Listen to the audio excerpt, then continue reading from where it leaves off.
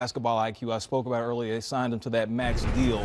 So can he be an all-star? He's improved numbers every single year. You see on there on your screen points, rebounds, assists. He's the best three-point shooter. I mean, it's rare that you see a big man leading the team in assists. Coach, can this player make the all-star team in the Western Conference? Well, let me remind you, first of all, that now it's not by position only. It's front court, not just centers, power forwards, small forwards. So that changes a whole lot. Then let me just drop a few names on you. Marc Gasol, Pau Gasol, 8 in the #1 pick. Karl Anthony Towns, Rudy Gobert, Steven Adams, Nurkic. You want to answer that question? I mean, Can he make it? You know, a lot of it depends on how well they do as a team. I think that shows favor to a guy like Jokic making the All-Star team. You just put out some guys that not only are good players, but they've been on All-Star teams, and they've consistently shown the ability to do what they do, get the best out of their talents. But in the future, and I'm not talking this year, next year, who knows when, this guy's going to be an all-star. He has that much skill set as an offensive player, going to have to get better, going to have to get stronger, those type things, but not a lot of holes in his game overall on the offensive end of the floor. Definitely not a lot of holes in his game. Very versatile, had more triple-doubles last season than dunks. You rarely see that from a big man. Yeah, can pass it. Best passer on the team, arguably. Harvey, you played with the big man, also playing with Patrick Ewing in your time in New York. Playing with a big man like that, how does it help a guard's game? Well, it depends on what the big guy can do. Patrick, you spoke of, was a pick and pop guy a lot of times, could pick and roll also. But when you talk about a guy like Jokic, playing with a guy like that, you can give him the ball anywhere on the floor. High post, low post, he can do a lot of different things. We talked about his ability to pass the ball and find open people.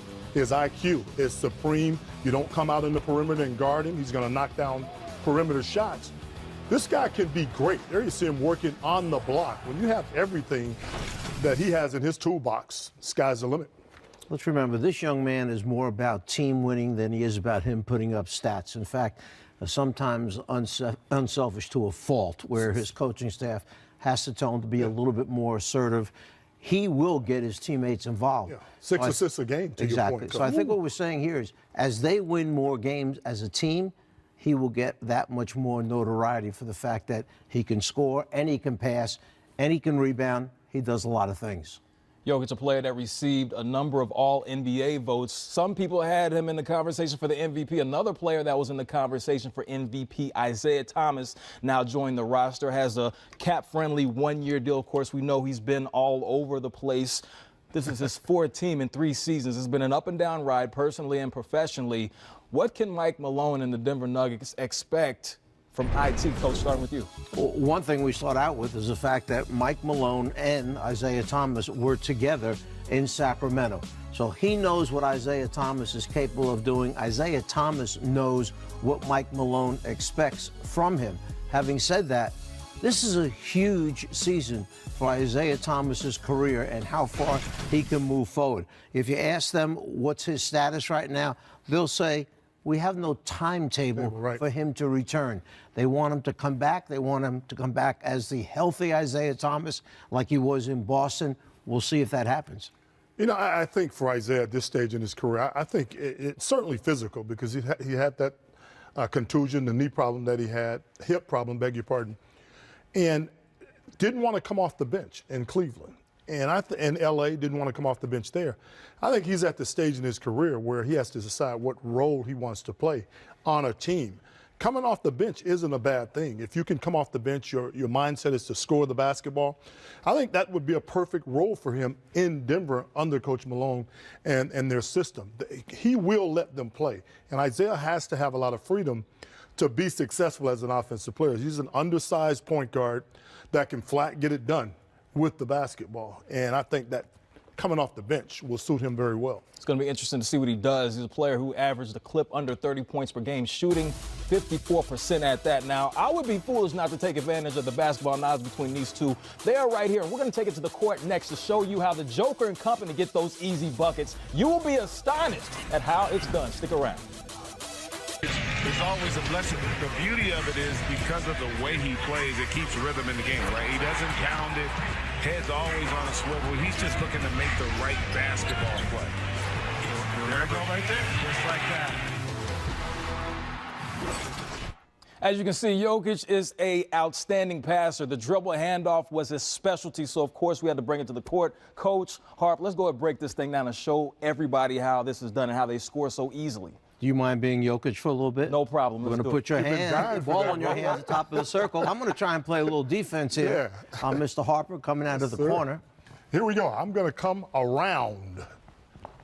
And the defender decides to go underneath that big screen set by Jokic. So, as a result, the shooter. My number one responsibility in this play is to try and get in the lane, right? Depending on what the defense is going to do. I get here, and Coach Fratello is guarding me, and he gets locked on the screen. I'm going to stop and pop and knock down the little short jump shot. You can make this an easier shot by moving the dribble handoff down a little bit. So if I come off, he's locked there, then I'm stopping, I'm popping, and knocking down that little short shot. If he continues to trail on the dribble handoff, which is another way to defend it, you're gonna pick him off.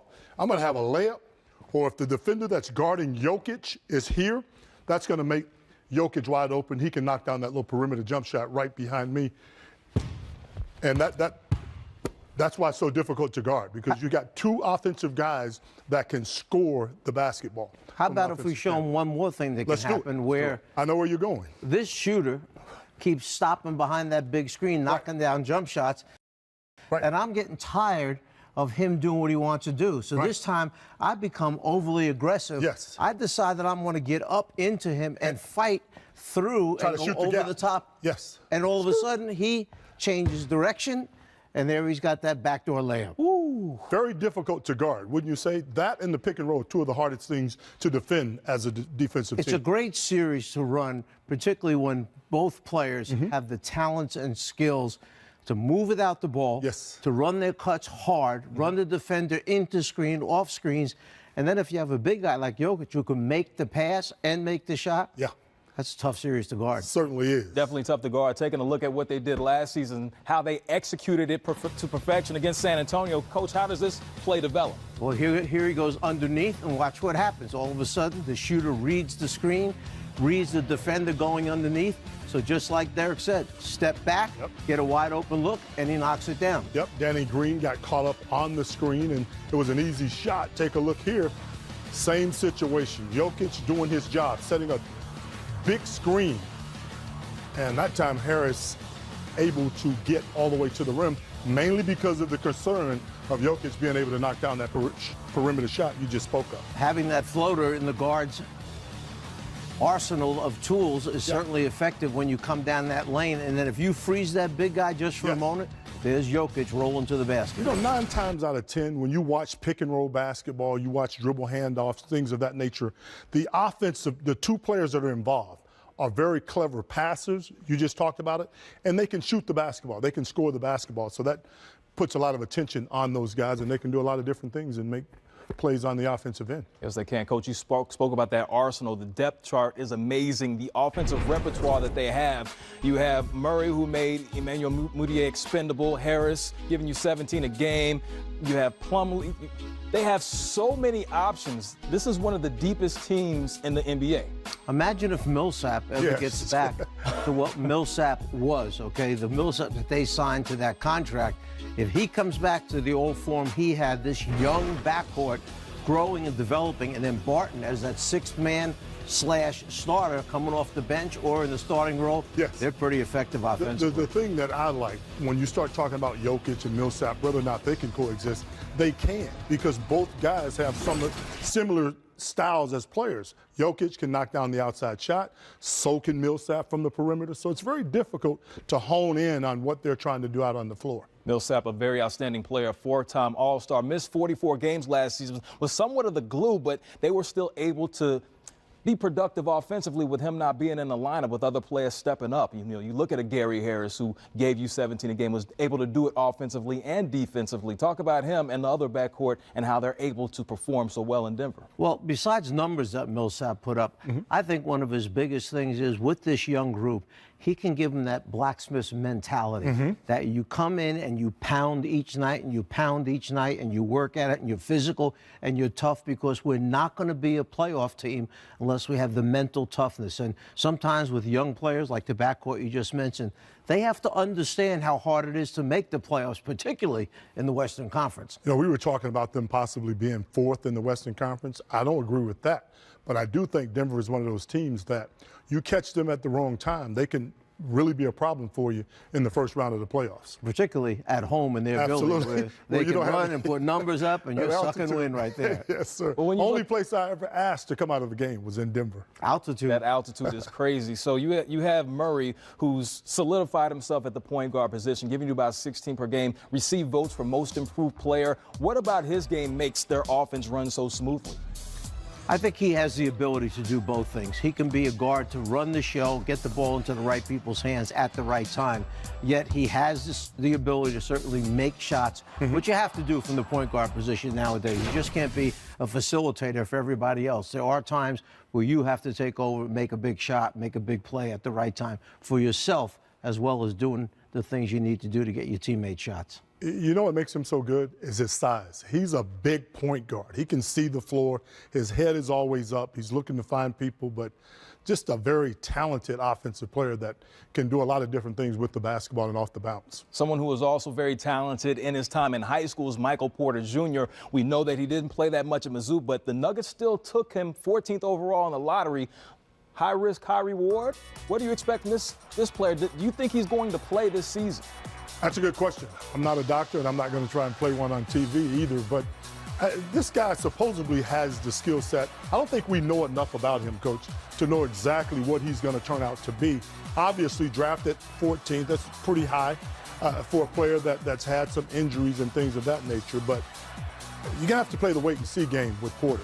Coach, regardless of what his clippings said coming out of high school, this is the NBA right now. Sir. And this is a player that has had some severe back issues that they hopefully have corrected now. Yes. But if he's physically okay, and if he does possess the skills that we heard about so much coming out of high school, this is a steal with the 14th pick. But that's all on the come. That remains to be seen. So if we're counting on him to give them a lot of productivity, I think we're wrong right now. It's a little bit too early to rush this guy along and expect he's going to be a major contributor on a playoff team.